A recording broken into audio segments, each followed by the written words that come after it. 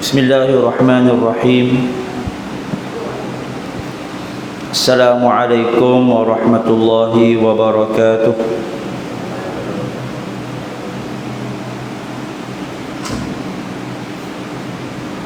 Alhamdulillahi rabbil alamin. Nahmaduhu wa nasta'inuhu wa nastahdihi wa nastaghfiruh. ونتوب إليه ونعوذ بالله من شرور أنفسنا ومن سيئات أعمالنا من يهده الله فلا مضل له ومن يضلل فلا هادي له أشهد أن لا إله إلا الله وأشهد أن محمدا عبده ورسوله نصلي ونسلم على سيد الكريم وحبيبنا وشفيعنا وذخرنا ومولانا وإمامنا محمد الأمين وعلى آله وصحبه ومن تبعهم بإحسان إلى يوم الدين أما بعد فيا أيها الحاضرون اتقوا الله أوصيكم وإياي بالتقوى الله فقد فاز المتقون قال الله تعالى في كتابه الكريم أعوذ بالله من الشيطان الرجيم وما أرسلناك إلا رحمة للعالمين صدق الله العظيم وقال نبينا المصطفى رسول الله صلى الله عليه وآله وصحبه وسلم من دل على خير فله مثل أجر فاعله أو كما قال صلى الله عليه وآله وصحبه وسلم. Alhamdulillah. Pertamanya, mari sama-sama kita mengucapkan kesyukuran kehadirat Allah Subhanahu wa taala kerana dengan limpah kurnianya, dengan nikmat iman dan Islam, nikmat akal yang diberikan oleh Allah Subhanahu wa taala, dapat sama-sama kita berkumpul pada pagi ini untuk menyambung perbincangan daripada kitab Asy-Syama'il Al-Muhammadiyah karangan Al-Imam Abu Isa At-Tirmizi rahimahullahu ta'ala. Kita mengharapkan mudah-mudahan pertemuan pada pagi ini akan diberkati dan dirahmati oleh Allah Subhanahu wa ta'ala insya-Allah. نوينا التعلم والتعليم والتذكر والتذكير والنفع والانتفاع والإفادة والاستفادة والحث على التمسك بكتاب الله وسنة نبيه والدعاء إلى الهدى والدلالة على الخير ابتغاء وجه الله ومرضاته وقربه وثوابه آمين اللهم آمين. Tuan-tuan, pagi ini insya-Allah kita masuk pada tajuk yang baru, iaitu tajuk Babu Majaa fi Misyati Rasulullah sallallahu alaihi wasallam, bab apa yang datang pada jalan Rasulullah sallallahu alaihi wasallam. Iaitu kita nak bincang berkaitan dengan bentuk ataupun cara berjalan baginda Nabi Muhammad sallallahu alaihi wasallam. Tuan-tuan, bila sebut berkaitan dengan berjalan ni, maka kita perlu tahu bahawasanya berjalan adalah merupakan salah satu nikmat yang besar yang diberikan oleh Allah Subhanahu wa taala. Kita boleh berjalan, kita boleh bergerak, pergi sana, pergi sini, maka itu adalah merupakan nikmat yang besar. Ada orang yang Allah Ta'ala tarik nikmat berjalan. Nah, ada orang yang Allah Ta'ala berikan kepadanya, Tuhan uji dengan cara stroke. Bila kena stroke, tuan-tuan, kaki tak boleh nak digerakkan, tak boleh nak kawal kaki dia, tak jalan, tak pergi mana, kan? Hilang salah satu nikmat dunia bila mana tak boleh gerakkan kaki nak jalan. Allah Ta'ala uji di kalangan hamba-hambanya, dia bagi kaki kena gout, kan? Kaki gout. Oh, kaki gout, tuan-tuan, sakit. Saya alhamdulillah takatlah ni tak diuji lagi lah, tak kenal lagi lah dengan penyakit tu. Tapi kawan-kawan saya, seorang-seorang pakat kena gout. Jadi dia kata sakit, dia kata kita pijak tu bahagian tumit tu serupa macam dia cucuk-cucuk tu, kan? Tak boleh pergi mana. Kira kalau kena gout tu, seharian tu tak pergi mana, kan? Tak pergi mana, pasal nak pijak tu sakit. Dia rasa macam cucuk besi tu dekat bahagian tumit, sakit, tak boleh pergi mana. Maka tuan-tuan, hilanglah salah satu daripada nikmat ketika mana diuji dengan gout. Tapi kena sabarlah. Kita kena sabar. Tuhan uji kita, kan?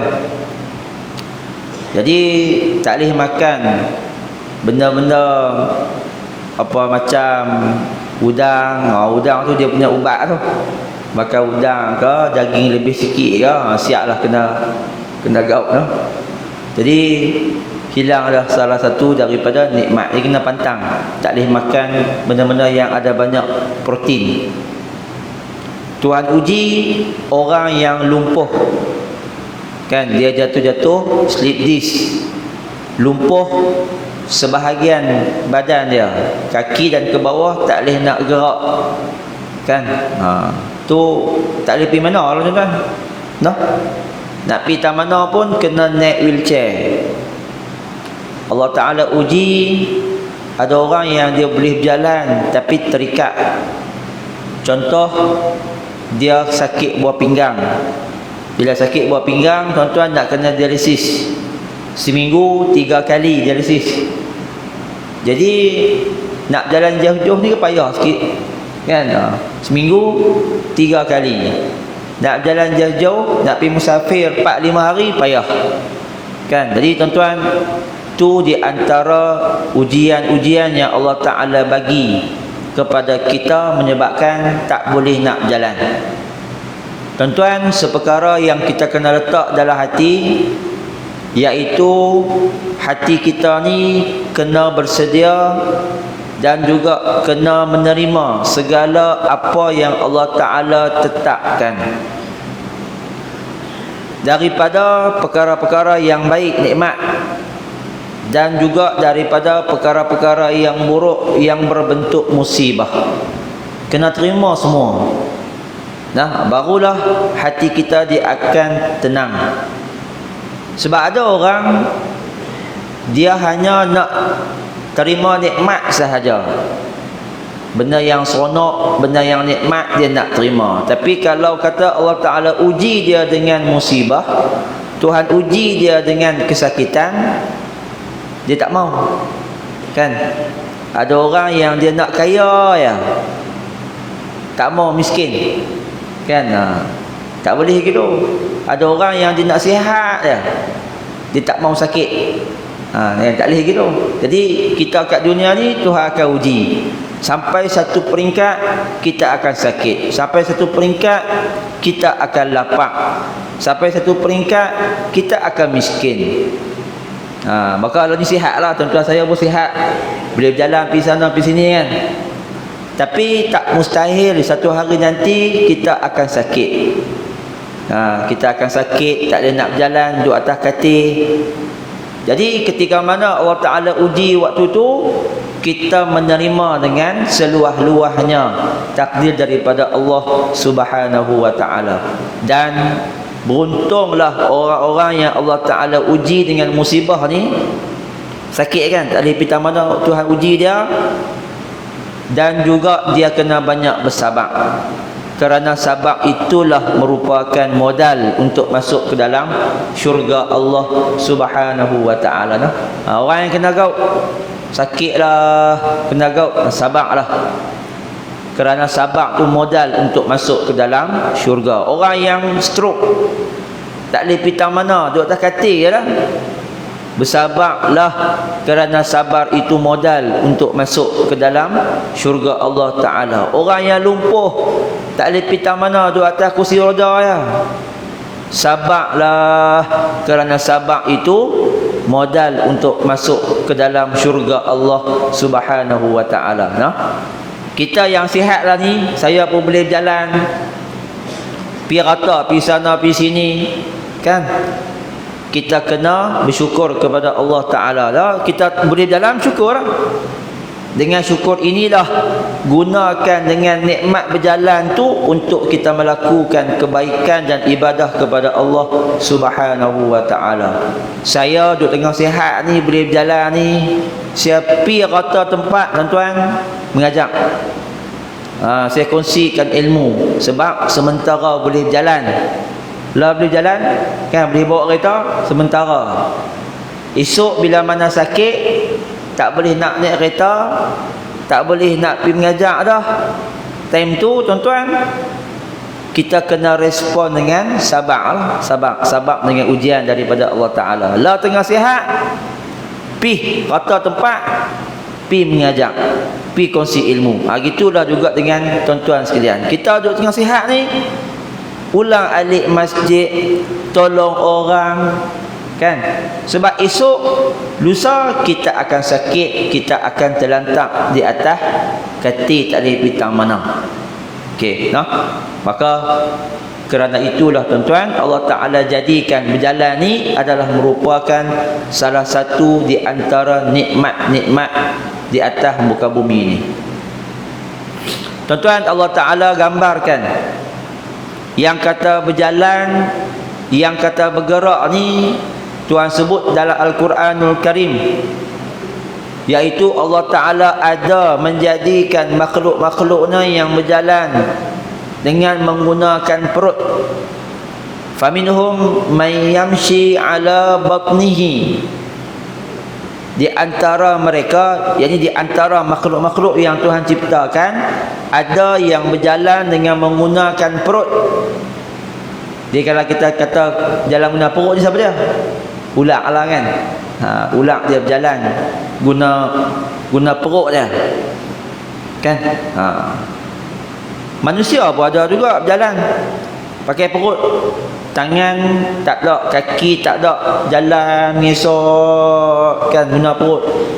Ada, tapi jarang-jarang lah. Faminhum man yamshi ala rijlain, ada di antara makhluk-makhluk Allah Ta'ala yang berjalan dengan menggunakan dua kaki. Manusia dua kaki, ayam dua kaki, burung dua kaki, bangau dua kaki. Wa minhum man yamshi ala arba', dan ada di antara mereka makhluk Allah Ta'ala ni yang berjalan dengan menggunakan keempat-empat kaki. Nata-nata lah, kambing, unta, lembu, kerbau berjalan pakai empat kaki. Tuhan cerita semua benda ni kerana Allah Ta'ala nak bagi kita kata, aku yang bagi berjalan, aku yang izinkan kamu untuk berjalan. Kerana itulah tuan-tuan, ketika mana kita berjalan ni, pandanglah jalan kita itu adalah dengan keizinan daripada Allah Subhanahu wa ta'ala. Ni kita berjalan ni, Tuhan bagi izin ni, Tuhan bagi izin ni. Tu yang menyebabkan kita boleh berjalan, kan? Kalau Tuhan tak izinkan, tak boleh nak berjalan. Tuan-tuan boleh mai ke masjid hari ni, pagi ni boleh mai ke masjid ni pasal apa? Kerana diberikan keizinan daripada Allah Ta'ala. Terjaga hati kita bangkit pagi, dengar bunyi azan, jalan kaki Tuhan, gerakkan kaki tu, boleh mai ke masjid, kan? Ada orang jaga tapi tak mai masjid. Jaga dengar orang azan tapi tak pergi ke masjid. Pasal apa? Kerana kakinya tidak diberikan izin oleh Allah untuk berjalan pergi ke masjid. Kan? Ada orang sedap pun tak. Kan? Jaga-jaga pukul 6.30, jaga-jaga pukul 7. Ada orang gitu. Maka pandanglah berjalan kita itu adalah kerana diberikan keizinan oleh Allah Subhanahu wa taala. Oleh itu, maka berjalanlah dalam keadaan yang tawaduk. Tawaduk merendahkan diri. Jangan berjalan dalam keadaan yang sombong, sebab bukan atas kudrat kita berjalan, tetapi atas keizinan daripada Allah Subhanahu wa taala. Sebab itulah Luqmanul Hakim pesan kepada anaknya, wala tamshi fil ardi maraha. Jangan kamu berjalan dalam keadaan yang sombong. Kan? Jalan sombong ni macam mana? Tuan-tuan, kita berjalan ni belagak. Kalau kita naik kereta, belagak tekan kereta laju, piu laju. Tu je 1415. Tekan kereta kan. Tak apalah tekan laju tu. Saya pun tekan laju juga. Ingat tak? Dia kuliah kan. Tapi yang sombongnya adalah bila mana dia memandang lekeh kepada orang lain. Kereta Honda Accord saja lambat. Kan. Ni aku ni kereta kancil je pun tapi laju. Tu sombong lah tu. Sombong ni bila mana memandang orang lain dengan kerendahan. Dia hebat, orang lain lekeh. Itulah sombong. Kan? Jadi maraha tadi ni, jangan kamu berjalan dalam keadaan yang sombong, berjalan dalam keadaan memandang orang lain lekeh, hina, miskin. Aku hebat, aku kaya, aku kuat. Itulah sombong. Kan? Sombong ni bukan mulut sahaja bila dia kata apa hang ni miskin, apa hang ni lekeh, apa hang ni lemah. Bukan mulut sahaja tak. Sombong ni dia di sini. Dia amalan hati. Dipanggil takabur. Takabur kan? Cukuplah dengan terlintas di hati kita ketika mana kita berjalan berasa kita hebat. Orang lain lekeh. Itu pun dah dinamakan sebagai sombong yang mendapat dosa di sisi Allah Subhanahu wa taala. Dosa lah tu. Mulut tak kata apa lagi pun, hati ya bila berjalan pandang orang kita hebat, aku hebat, orang lain lekeh. Kan? Kerana itulah tuan-tuan, ketika mana kita berjalan, kalau tuan-tuan, saya pesan kat diri saya, kita jumpa orang gelandangan, tak ada rumah kan, hati kita nak kata apa? Kita berjalan-jalan, nampak tengok orang duduk tak ada rumah. Ketika itu janganlah pandang hina kepada orang yang tak ada rumah ni, yang duduk gelandangan ni. Jangan pandang hina kepada mereka. Kan? Kita duduk berjalan, nampak ada orang minta sedekah dekat depan bank. Kan nak pergi kat bank ada orang minta sedekah kan? Ketika itu ada orang yang pandang, dia kata, apa ni? Kaki ada, tangan ada, tapi tak pergi kerja. Kan? Sihat elok duk minta sedekah. Apa ni? Tu dalam hati dia kata. Kan? Tu sombong lah tu. Kan? Ketika itu tuan-tuan jangan ada perasaan yang macam tu, tetapi didiklah hati kita. Nabi ajak. Nabi kata seseorang itu Allah Ta'ala takdirkan dia itu ada sifat pemurah, sifat suka sedekah. Dengan cara Allah Ta'ala hadirkan orang-orang yang minta sedekah kepadanya, lalu dia pun memberikan sedekah, maka jadilah dia orang yang pemurah, orang yang suka sedekah. Tuhan takdirkan ada orang mai jumpa dengan dia.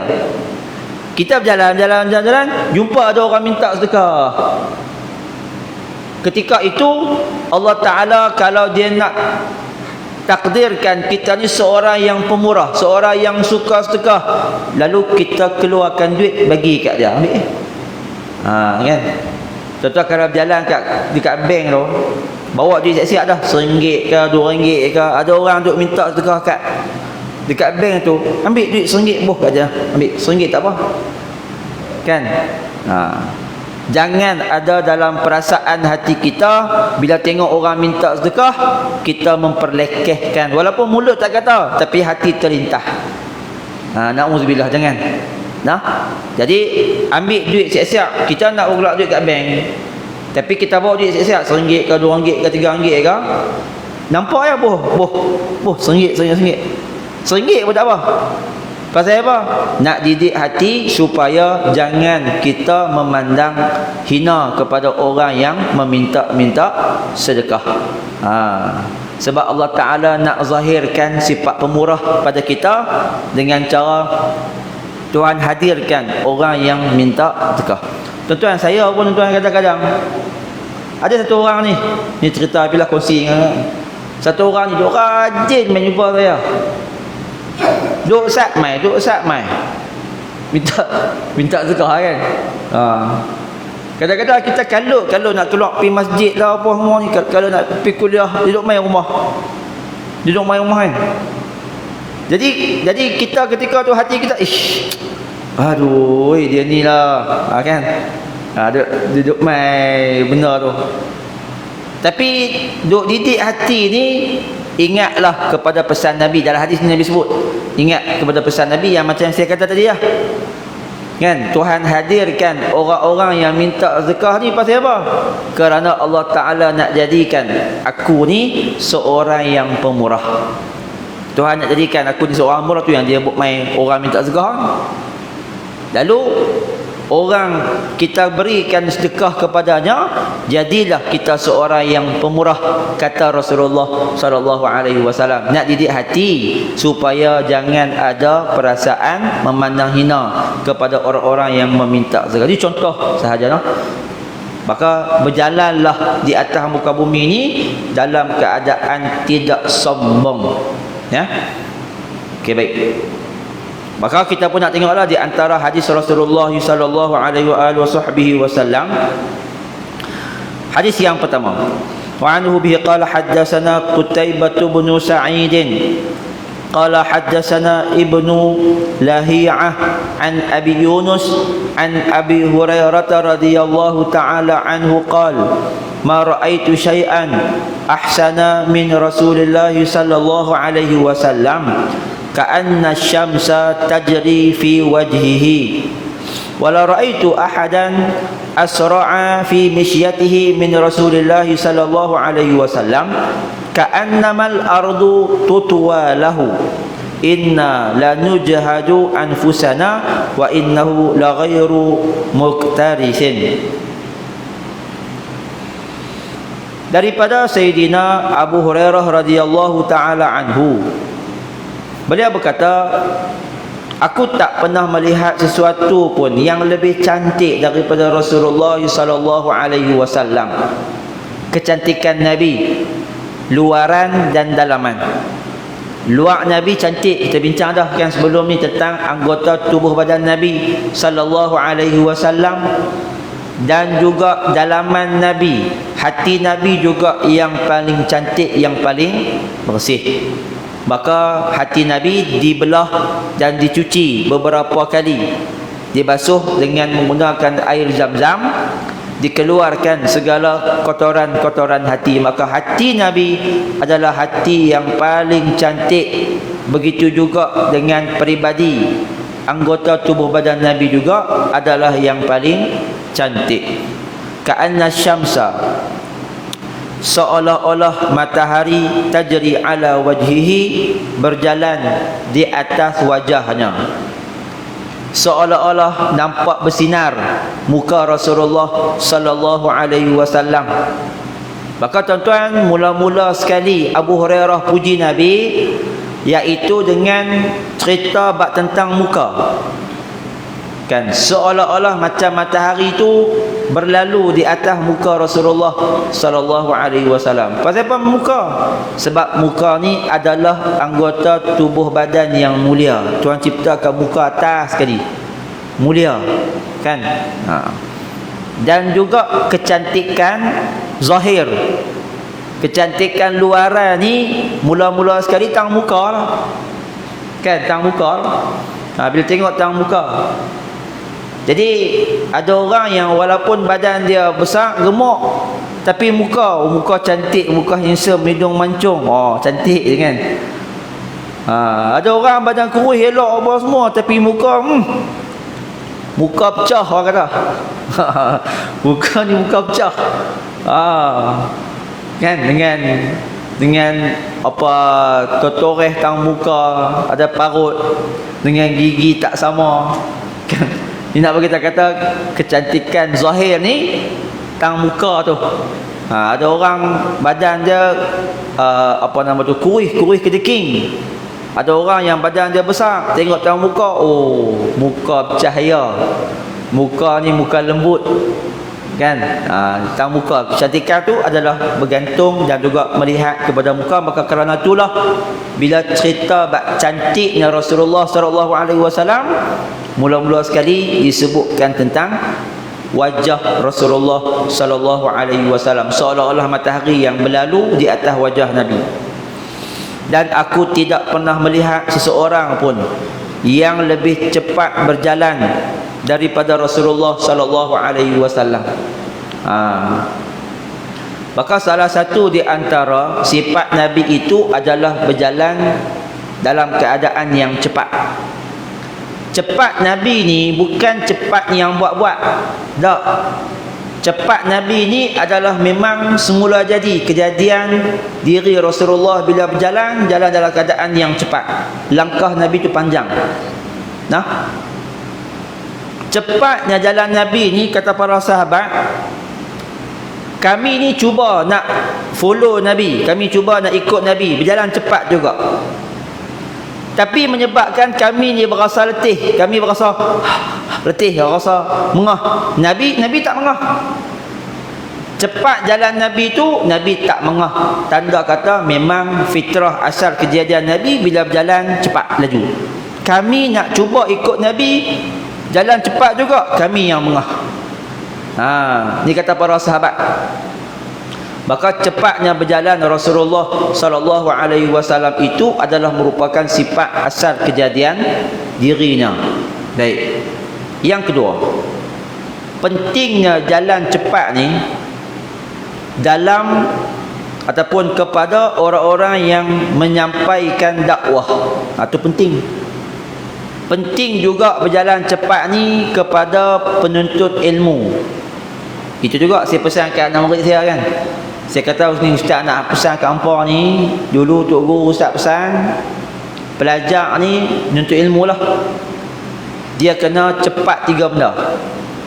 3 benda dia kena cepat.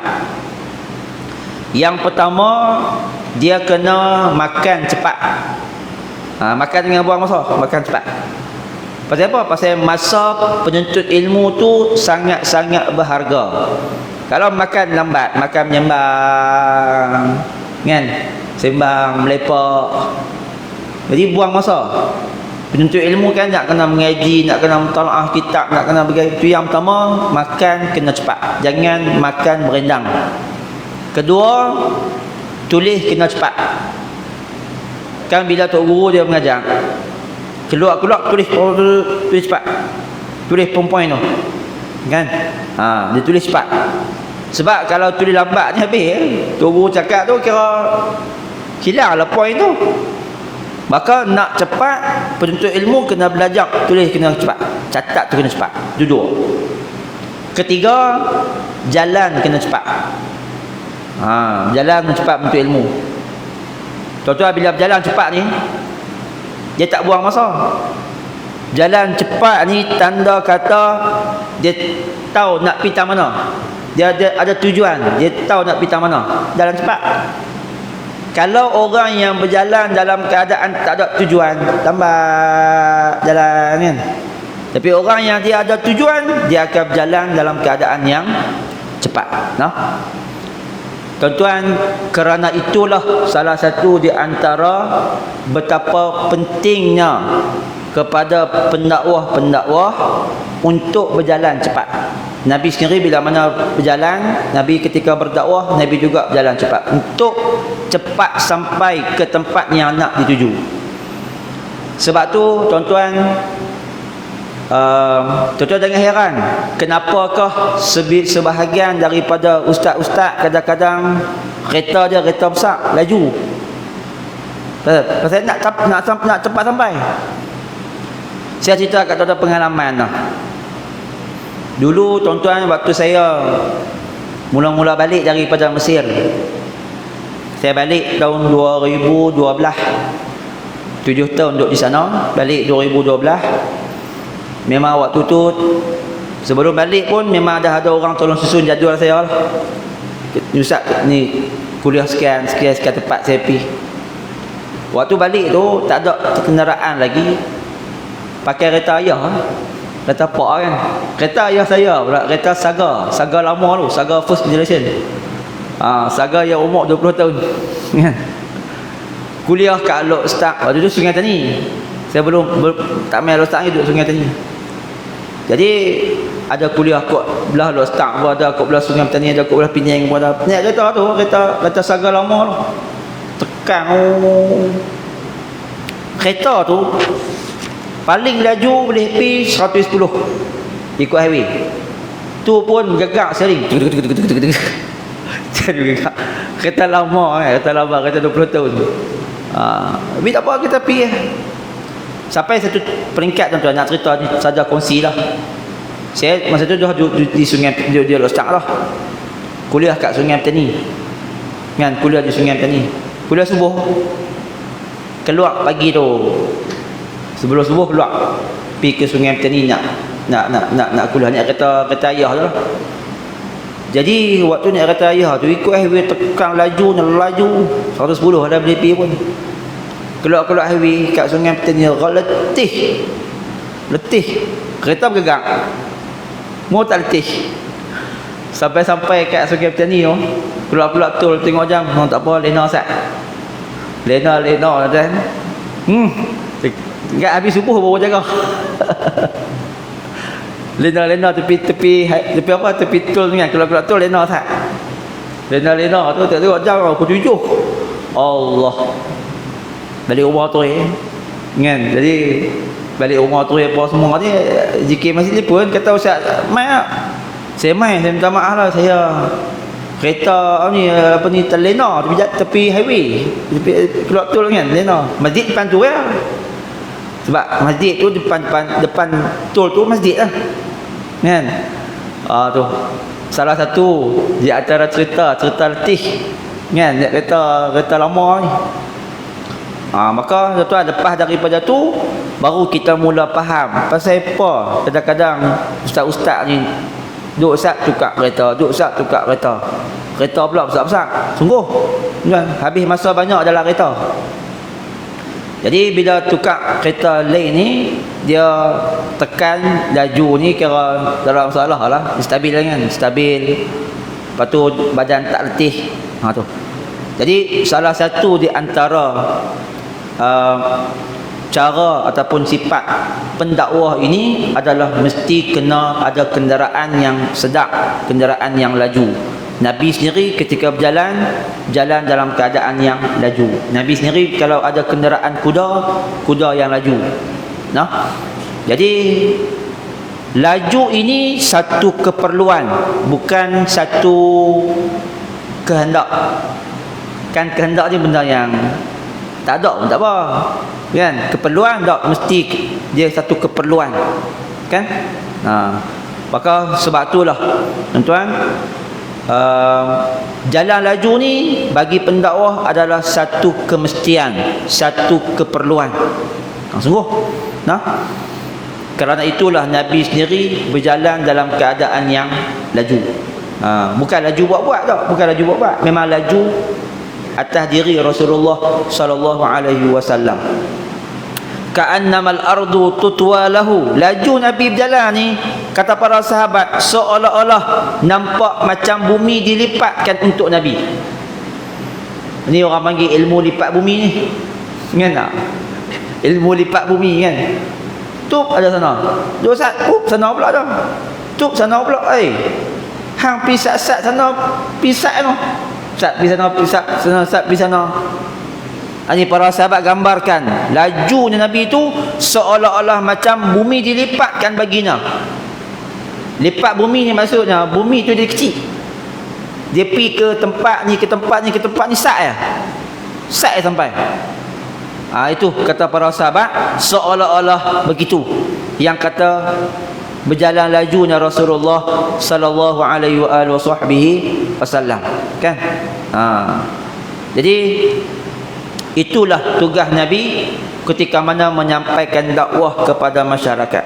Inna lanujahadu anfusana, kami pun duk ligan Nabi juga, kami nak laju macam Nabi juga. Wa innahu laghairu muqtarisin, sesungguhnya kami tak mampu, tak boleh, kami tak capai macam Nabi, sehingga menyebabkan berasa mengah, berasa napas laju.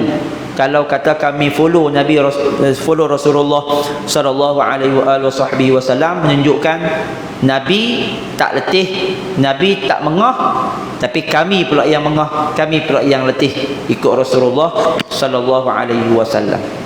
Hadis yang kedua. Wa anhu biqala haddatsana Ali bin Hujr wa ghairu wahidin qalu anba'ana Isa bin Yunus an Umar bin Abdullah maula Ghufrah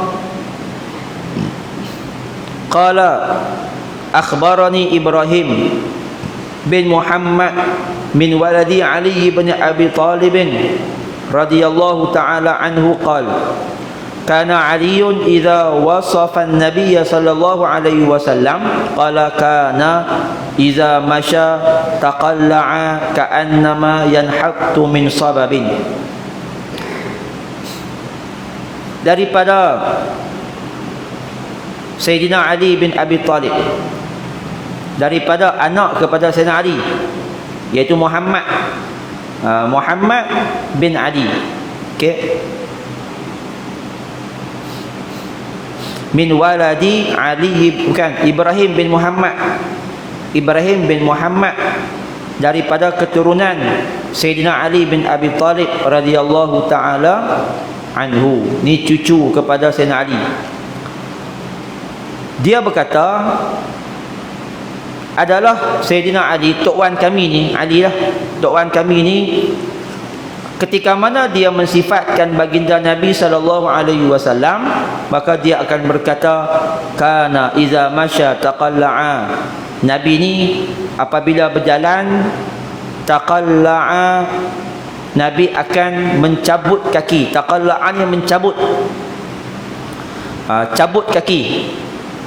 Tuan-tuan, ni adalah gambaran ketika mana Nabi sallallahu alaihi wasallam berjalan.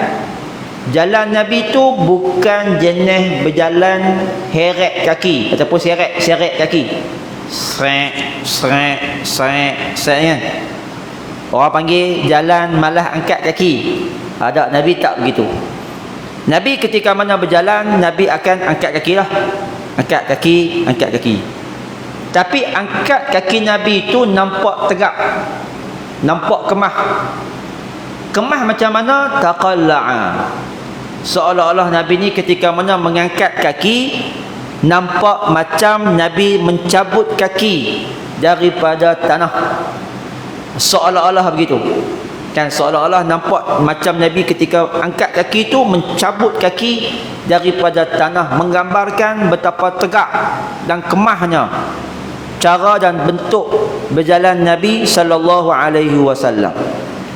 Dan pernah saya cerita sebelum daripada ni tentang sifat kaki Rasulullah sallallahu alaihi wasallam, memang kemah, dan juga Nabi tak mudah jatuh. Kemah kaki Nabi ni. Ketika mana Nabi berlawan dengan Rukanah. Rukanah ni jaguh wrestling. Kan, jaguh wrestling, Johan lah, jaguh wrestling. Wrestling ni apa? Apa gusti.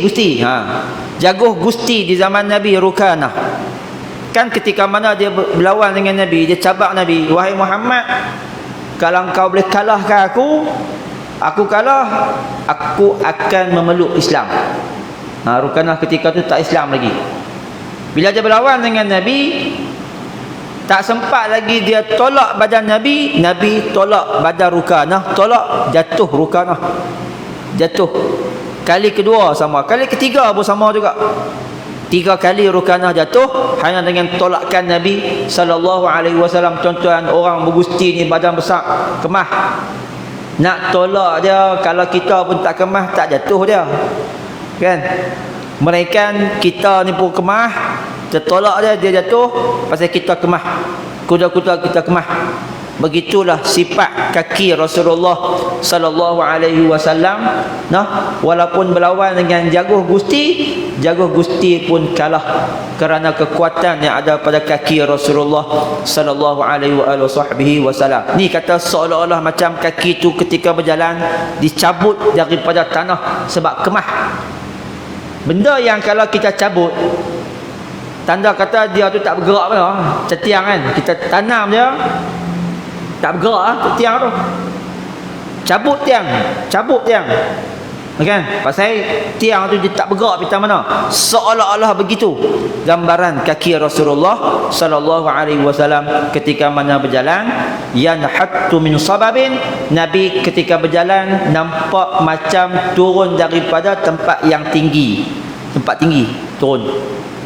Turun dari bukit.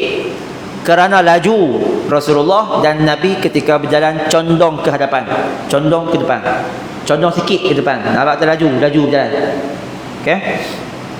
Hadis yang terakhir adalah hadis yang ke-125. Wa anhu bi qala haddatsana Sufyan bin Waqi' qala haddatsana Abi an Mas'udi an Uthman bin Muslim bin Hurmuz an Nafi' bin Jubair bin Mut'im an Ali bin Abi Talib karramallahu wajha qala kana an-nabiy sallallahu alaihi wasallam idza masya takaffa'a takaffuan ka'annama yanhattu min sababin. Daripada Sayyidina Ali bin Abi Talib radhiyallahu taala anhu, beliau berkata adalah baginda Nabi sallallahu alaihi wasallam ketika mana berjalan condong ke hadapan. Takaffa'a takaffu'an, Nabi condong sedikit ke hadapan. Ka'annama yanhattu min sababin, seolah-olah macam Nabi ni turun daripada tempat yang tinggi. Tuan, mudah-mudahan Allah Ta'ala berikan kebaikan kepada kita, manfaat dan barakah dengan pengajian pada pagi ini. Dan sebagaimana yang saya maklum tuan-tuan, bila cerita tentang berjalan Rasulullah sallallahu alaihi wasallam, ini berjalan dalam bentuk luaran, sifat berjalan Nabi. Hakikat yang sebenarnya ketika mana kita berjalan, maka bukan hanya sekadar luaran tetapi juga membawa yang dalaman hati kita ketika mana berjalan. Maka oleh itu ingatlah pesan-pesan daripada Allah, pesan-pesan daripada Rasulullah. Ketika mana kita berjalan, pastikan hati kita tidak ada perasaan takabur, berasa hebat, tidak ada perasaan ujub. Ujub ni puji diri sendiri, ujub. Tidak ada perasaan riak ketika mana kita berjalan. Dan jadilah seperti mana orang yang disebutkan oleh Allah dalam Al-Quran, sifat ibadur rahman. Wa ibadur rahmani yamshu alal ardi haunan.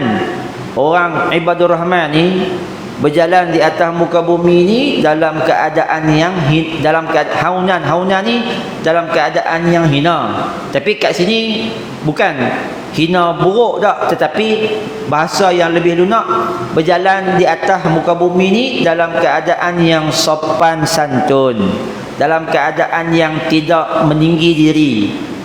Haunan, rendah. Dia tidak meninggi diri ketika mana berjalan, hormat kepada orang lain. Kan?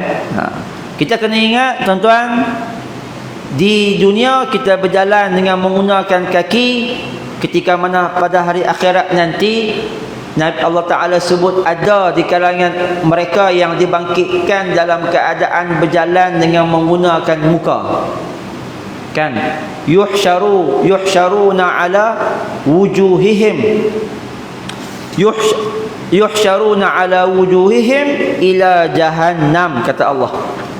Orang-orang yang ketika dibangkitkan pada hari akhirat nanti berjalan menggunakan kaki. Agak-agak nak jalan guna kaki macam mana? Kan kita pun tak tergambar kan. Itulah persoalan para sahabat tanya kat Nabi, wahai Rasulullah, ketika hari akhirat nanti bangkit berjalan ke Jahannam guna muka, macam mana? Jalan guna muka, macam mana? Lalu Nabi kata dekat para sahabat, kamu sekarang berjalan kat dunia pakai kaki, siapa yang takdirkan? Siapa tentukan? Allah. Ya, Allah yang takdir kita jalan pakai kaki kan. Macam yang saya kata tadi, Tuhan takdirkan pergerakan kita ni berjalan guna kaki. Maka kata Nabi, akhirat juga Allah Ta'ala yang takdirkan golongan ini berjalan dengan menggunakan muka. Kaki ke atas, muka di bawah. Macam mana tu? Tak tergambar kan? Tapi itulah di antara kekuasaan yang ada kepada Allah Subhanahu wa Ta'ala. Golongan ini berjalan dengan menggunakan kaki menuju ke neraka Jahannam.